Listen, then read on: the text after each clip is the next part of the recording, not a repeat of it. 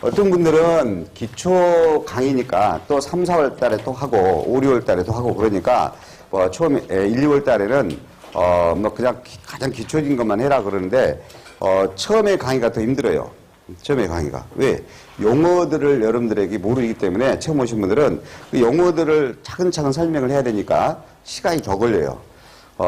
근데 다른 분들은 좀 거꾸로 알고 있더라고요. 제 입장은 기초 강의가 더 용어 등을 설명해야 되니까 시간이 더 많이 걸리는데, 아직도 여러 번 반복돼야 되니까 뭐 시험시험 해라 라고 그렇게 생각할지 모르지만 하여튼 여러분들 제가 충분히 설명을 하면 시간이 좀 필요하니까 이렇게 하시고 하여튼 2시까지 한다라고 생각하셔야 돼요. 자, 그래서 이제 37쪽에 차트 2.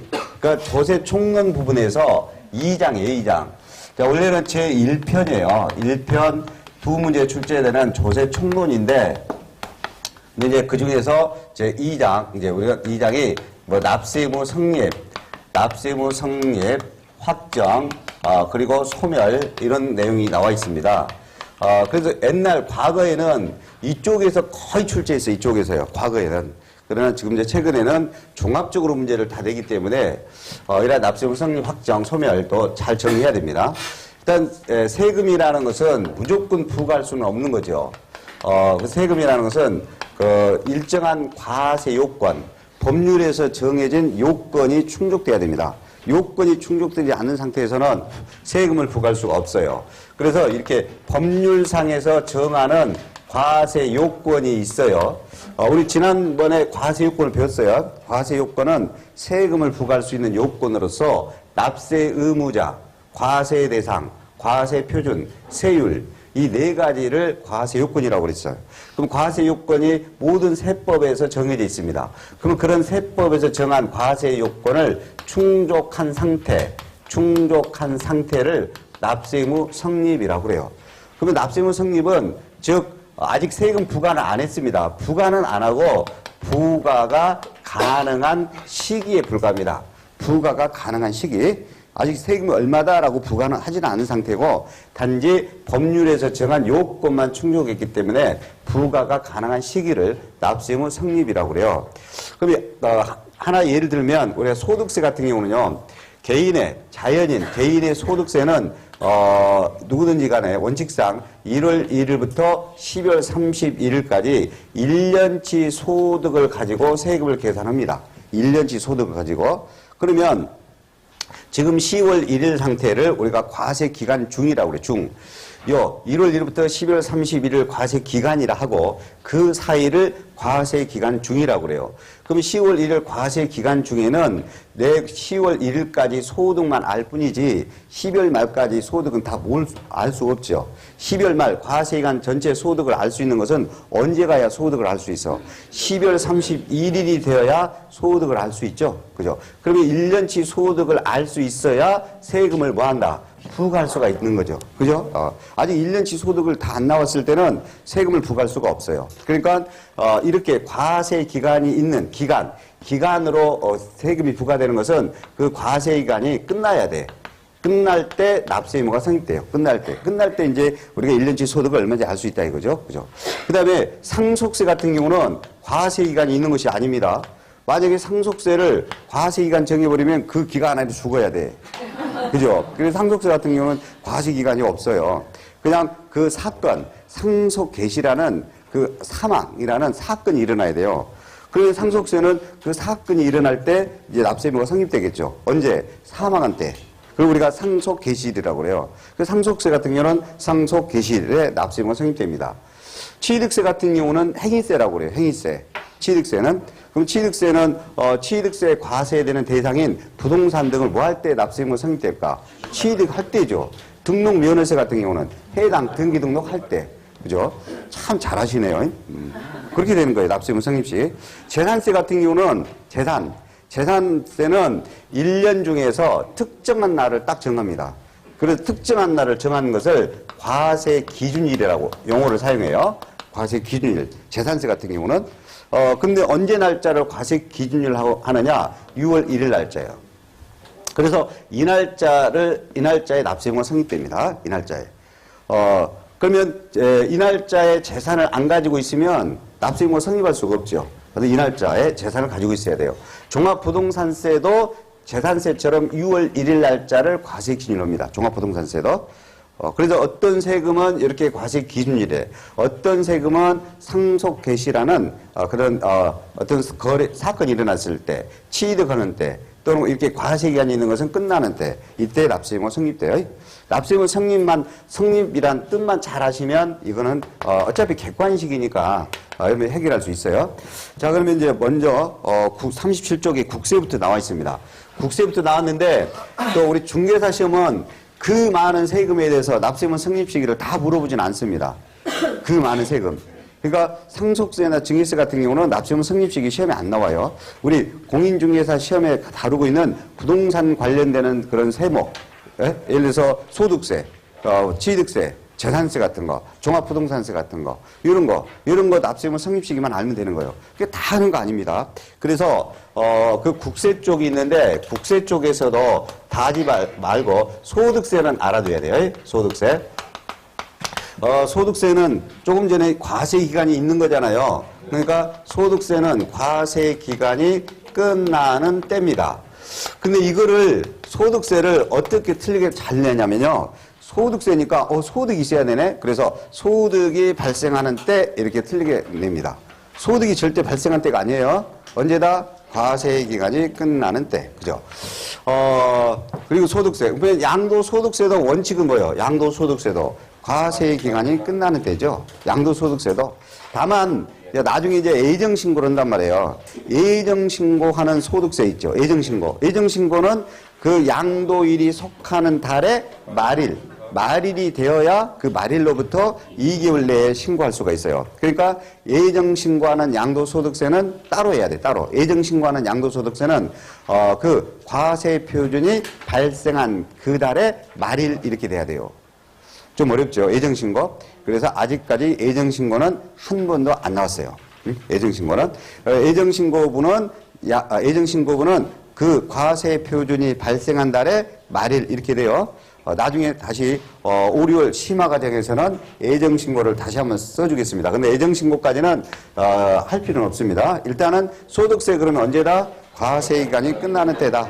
소득이 발생하는 때로 나오면 무조건 틀리다. 소득이 발생하는 때가 아니에요. 이렇게 하고 나중에 제가 물어보면 또 틀리더라고요.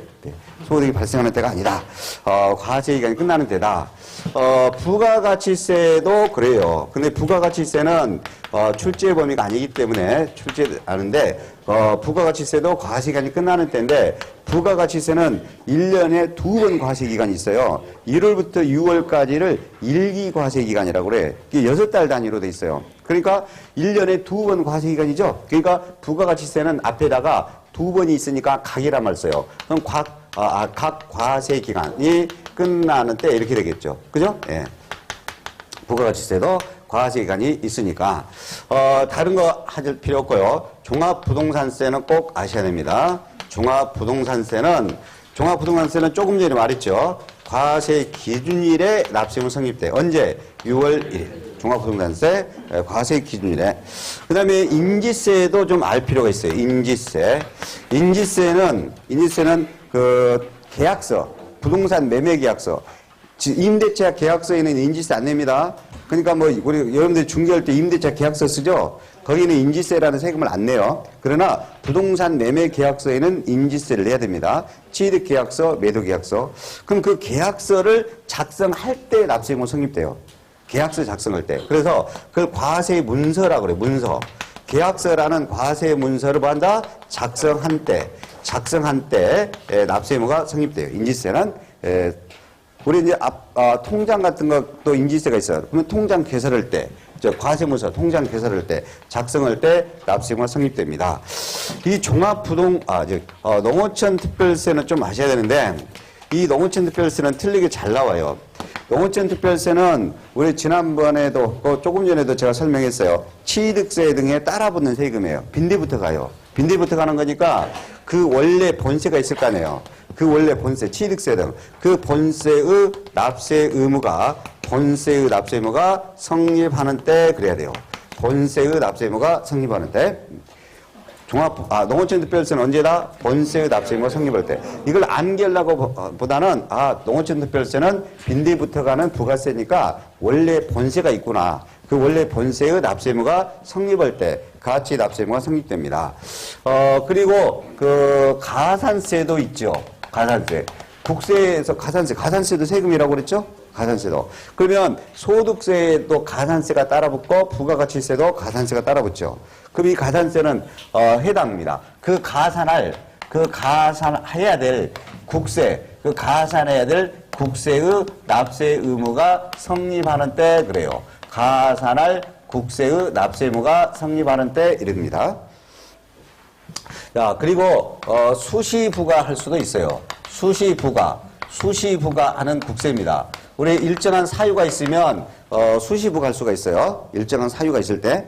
종합부동산세도 수시로 부과할 수도 있어요. 일정한 사유가 있으면. 그게 수시부가인데, 그럼 당연히 수시부가하려면 수시부가 뭐가 생겨야 된다고? 사유가 생겨야 돼. 사유가 발생하는 때 그럽니다. 수시부가할 사유가 발생하는 때. 그죠? 그래서 이 범위를 벗어나지는 않습니다. 근데 딱 국세만 내면 좋은데, 국세만 내지 않고 국세지방세를 합쳐서 내요. 그래서 지방세도 아셔야 됩니다. 그럼 지방세도 여러 개의 세금이 있단 말이에요.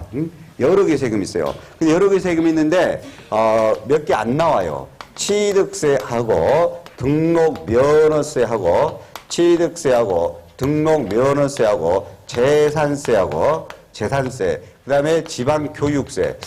이 정도로만 아시면 돼요. 이 정도로만. 취득세, 등록면허세, 재산세, 지방교육세 4개 정도. 취득세는 언제 납세의무가 성립한다고? 취득하는 때라고 있어요. 취득 신고하는 때가 아니에요. 취득하는 때로 나와야 됩니다. 과거에 취득 신고하는 때로 틀리게 나왔어요. 취득 신고하는 때가 아니라 취득하는 때다. 등록에 대한 등록면허세는 등록하는 때, 그러니까 등기 등록하는 때라고 하면 돼요. 등기 등록하는 때. 재산세는 당연히 과세 기준일에 납세의무가 성립되겠죠. 언제 날짜? 6월 1일 날짜. 지방교육세도 따라붙는 세금이에요. 다른 세금에. 그럼 지방교육세도 농어촌 특별세처럼 본세의 납세의무가 성립이 돼야 되죠. 그래서 여기는 이제 본세란 말 안 쓰고 이런 말 써요. 그 과세 표준이 되는 세목이라고 그래. 세목. 그 과세 표준이 되는 세목의 납세 의무가 성립하는 때 그래요. 납세 의무가 성립하는 때 이렇게 그 과세 표준이 되는 세목의 납세 의무가 성립하는 때. 그리고 지방세도 뭐가 있을 수 있어요? 가산세가 있을 수 있죠. 여기에 준하면 돼. 지방세도 가산세가 있어. 그러면 가산할 지방세의 납세 의무가 성립하는 때. 지방세도 재산세 등을 수시부과를 해. 수시부과. 그러면 지방세도 뭐야? 수시부과할 사유가 발생하는 때. 이렇게 하면 되죠? 네. 그래서 여기에서만 납세 성립시가 나옵니다. 요 부분. 요것만 아시면 돼요. 다른 내용까지 다 할 필요가 없습니다. 그래서 여러분들에게 37쪽, 38쪽, 39쪽 위의 부분까지 했습니다. 상당히 내용이 많은데 거기에서 필요한 것만 이것만 필요합니다. 이것만 필요해요. 원래는 지금 교재 갖고 제가 설명을 하려고 그랬는데 교재 부분을 필요한 부분만 여러분들이 잘 못 찾을까 봐. 하여튼 간에 국세지방세 납세의무 성립 시기를 좀 정리를 했습니다. 정리를 했어요. 이렇게 보는 것이 낫죠. 이렇게 하는 것이. 예. 그리고 이제 이렇게 시험에 나온 적이 있습니다. 종합부동산세하고 재산세는 납세의무 성립 시기가 동일하다라고 나온 적이 있어요. 맞죠? 예, 6월 1일 날짜로 과세 기준일 납세의무 성립 시기가 같아요. 재산세하고 종합부동산세는 납세의무 성립 시기가 같습니다. 같아요. 그러면 이렇게 납세의무 성립이 되어야 세금을 부과할 수가 있는 것이죠. 그죠? 그래서 한번 이야기한 적도 있는데 어떤 분이 실제로 있었어요. 저한테 교수님 너무 재산세가 많이 나와요. 그분이 이제 부동산 등 재산을 많이 가지고 있는 거야. 재산세가 너무 많이 나온다는 거죠. 그래서 어떻게 재산세를 안 낼 수 있는 방법이 있습니까? 그래서 제가 방법이 있다 그랬더니 알려달라는 거죠. 그래서 어떻게 알려줬냐? 자, 6월 1일 날짜 과세 기준일이 되어야만 재산세 납세의무가 성립되죠. 그래야만 세금을 부과할 수가 있습니다. 그래서 이렇게 하시면 됩니다. 5월 31일까지 그 보유한 재산을 팔아버리면 됩니다. 그래서 팔아버리면 예? 그러면 6월 1일 날짜 0시를 기준으로 보면 이미 5월 말까지 팔아버렸기 때문에 재산이 있어 없어? 없죠. 그러면 과세 기준일에 재산이 없어요. 그러면 납세 의무자가 성립이 안 돼. 과세요건을 충족을 못 해요. 과세권을 충족을 못 하니까 납세 의무가 성립이 안 돼. 성립이 안 되니까 부과할 수 있어 없어? 없게 돼요. 예. 그래서 5월 말까지 뭐 하면 된다? 올해 재산세 안 내려면 뭐 하면 된다? 팔아버리면 된다. 그렇게 했더니 또 금이 또 그렇게 따지더라고. 그럼 또 양도소득세 내야 되잖아요. 아니, 당연히 이제 팔았어가지고 소득이 있으면, 벌어들인 소득이 있으니까 납세 의무가 성립되죠. 또 소득세 내야 되죠. 그건 당연한 거고요. 네. 팔아갖고 소득이 있으니까 세금 내야 되는 거죠. 예. 근데 나한테 그냥 따듯이, 그러면 양도소득세를 내야 되잖아요. 내가 거둬가는 것도 아닌데, 양도소득세를. 그래서 가끔은 사람들 이제 이렇게 아는 사람들 만나면은 그런 걸 물어보는 겁니다. 이제 내가 이거를 사게 되면 취득세 얼마 정도 나오냐? 이거 팔았을 때 양도세 과세됐나? 얼마 정도 될 것 같냐? 그러면 제가 이제 여러 가지 물어봐가지고 대충 이 정도 될 것 같다 그러면 저한테 이제 화를 냅니다. 아주 도둑놈이 따로 없네. 예? 도둑놈이 따로 없어. 그럼 뭔 세금이 이렇게 많냐고? 네, 저한테 따지듯이. 내가 가져가는 거 아닌데, 나는 그냥 알려줬을 뿐인데요.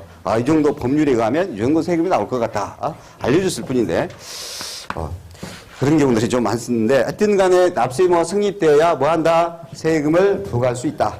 그래서 요건을 충족한 상태를 납세 의무 성립이라고 그래요.